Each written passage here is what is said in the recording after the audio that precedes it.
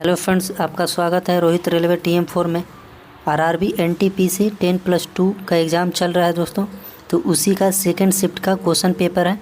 तो चलिए आइए देखते हैं आज कैसा प्रश्न पूछा गया है सेकंड शिफ्ट में। तो आज का पहला प्रश्न देखते हैं कि बुकर पुरस्कार 2025 किसे मिला है। अंतर्राष्ट्रीय बुकर पुरस्कार है दोस्तों। अंतर्राष्ट्रीय बुकर पुरस्कार 2025 किसे मिला है।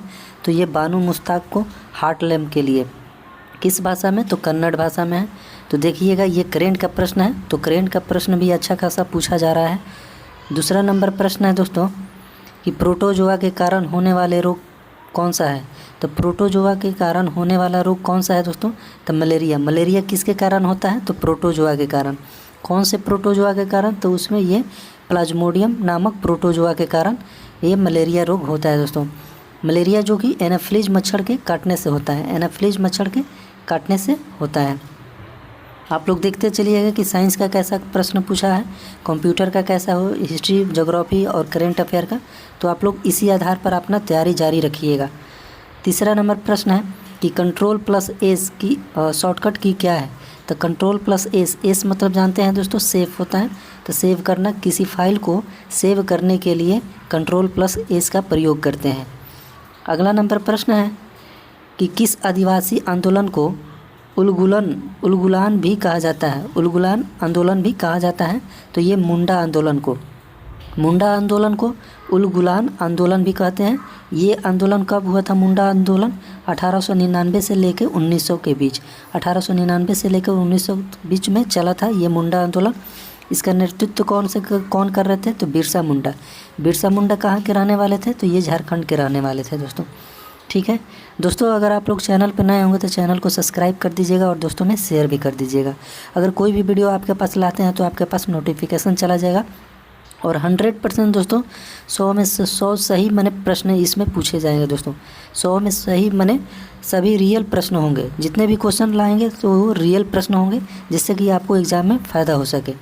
अगला नंबर प्रश्न है कि सिंदूर ऑपरेशन में कौन सी मिसाइल का उपयोग किया गया था।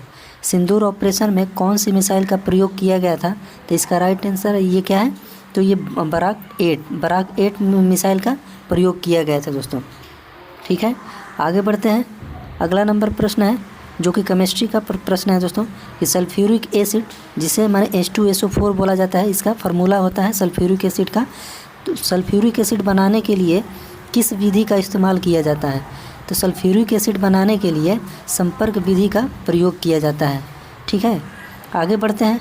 अगला नंबर प्रश्न है कि भारतीय संविधान की 5वीं और 6ठी अनुसूची किससे संबंधित है।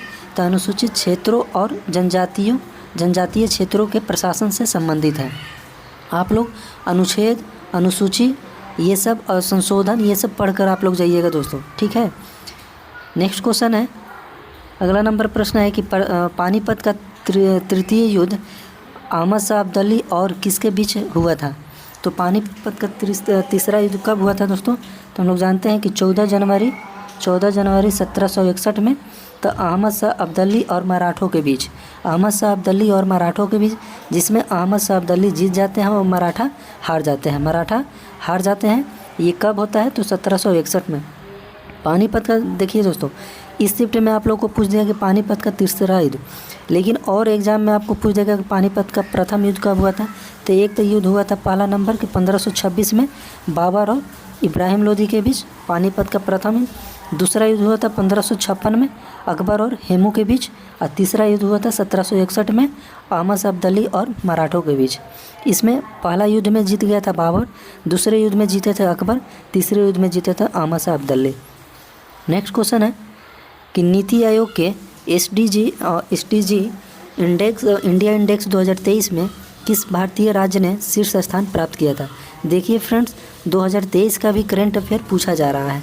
तो ये मत सोचिएगा कि 2025 का ही केवल करेंट अफेयर पूछेगा, लेकिन मोस्टली 2025 का करेंट अफेयर आ रहा है दोस्तों। तो आप लोग देख कर जाइएगा 2025 के जनवरी से लेकर कम से कम अगस्त तक का आप करेंट अफेयर देख कर जाइएगा। तो इसका क्या है दोस्तों? तो कौन से शीर्ष पर रहे थे? तो केरल और उत्तराखंड, जो कि नीति आयोग के SDG इंडिया इंडेक्स 2023 में किस भारतीय ने शीर्ष स्थान प्राप्त किया था। तो केरल और उत्तराखंड। नेक्स्ट क्वेश्चन है कि भारत के पहले मुख्य चुनाव आयुक्त कौन थे। भारत के पहले मुख्य चुनाव आयुक्त कौन थे, तो इसका ये कौन थे दोस्तों, तो ये सुकुमार सेन। सुकुमार सेन जो कि भारत के पहले मुख्य चुनाव आयुक्त थे। अभी वर्तमान में मुख्य चुनाव आयुक्त कौन है भारत के, तो ये ज्ञानेश कुमार जो कि 26वें नंबर के 26वें क्रम के ये मुख्य न्यायाधीश हैं भारत में। तो कौन है, तो ज्ञानेश कुमार। आप लोग ये भी देख कर जाइएगा कि वर्तमान में कौन क्या है। जैसे मान लेते हैं कि यूपीएससी के अध्यक्ष कौन है, सीबीआई के अध्यक्ष कौन है, आईबी के अध्यक्ष कौन है, गृह मंत्री कौन है, रक्षा मंत्री कौन है, ये सब आप लोग देख कर जाइएगा। अगला नंबर प्रश्न है कि 16 की नीति किस मुग़ल बादशाह ने अपनाई थी। 16 की नीति किस मुग़ल बादशाह ने अपनाई थी, तो यह नीति अकबर द्वारा चलाई गई थी। ये 16 एक फ़ारसी शब्द है। 16 कैसा शब्द है, एक फ़ारसी शब्द है और ये अकबर द्वारा चलाई गई थी और इसका अर्थ होता है कि सभी के साथ शांति, सभी के साथ शांति होना, ठीक है, शांति से रहना। अगला नंबर प्रश्न है कि जागर नृत्य किस भारतीय राज्य में किया जाता है। जागर जो नृत्य है किस भारतीय राज्य में किया जाता है, तो ये उत्तराखंड राज्य में जागर नृत्य किया जाता है दोस्तों। अगला नंबर प्रश्न है कि भारत की पहली फीचर फिल्म, यानी फीचर फिल्म कहने का मतलब दोस्तों कि मुख्य फिल्म कौन सी थी जो 1913 में बनाई गई थी। 1913 में सबसे पहली फिल्म कौन आई थी, तो राजा हरिश्चंद्र जो कि भारत की पहली मुख्य फिल्म है दोस्तों। भारत की पहली मुख्य फिल्म इसका निर्देशक कौन थे, तो ये दादा साहब फाल्के द्वारा कब बनाया गया था, तो 1913 में। इसके निर्देशक कौन थे, तो दादा भाई नौरोजी। कौन सी फिल्म थी, राजा हरिश्चंद्र। ये भारत की पहली मुख्य फिल्म थी दोस्तों। और भारत का अगर कह देगा कि बोलती फिल्म कौन सी है, पहली बोलती फिल्म आलम आरा दोस्तों, आलम आरा जो कि भारत की पहली बोलती फिल्म 1931 में बनाई गई थी, ठीक है। और लास्ट क्वेश्चन है दोस्तों, लास्ट क्वेश्चन है कि केंद्र सरकार को कानून बनाने का अधिकार किस सूची में दिया गया है। तो केंद्र सरकार को कानून बनाने का अधिकार किस सूची में, तो ये केंद्रीय सूची में, ठीक है। 3 सूची है, केंद्र अनुसूची और फिर उसके बाद राज्य सूची और समवर्ती सूची। तो तीनों सूची में आपका जो केंद्रीय सूची है इसमें केंद्र सरकार अपना कानून बना सकते हैं। तो देख सकते हैं कि आप लोग को मैंने एग्ज़ाम में कैसा प्रश्न पूछा जा रहा है। तो दोस्तों अगर आप लोग चैनल पर नए होंगे तो चैनल को ज़रूर सब्सक्राइब कर दीजिएगा और दोस्तों में शेयर भी कर दीजिएगा और ऐसे ही वीडियो आप लोग के लिए लाते रहेंगे, ठीक है। तो आज के वीडियो में इतना ही।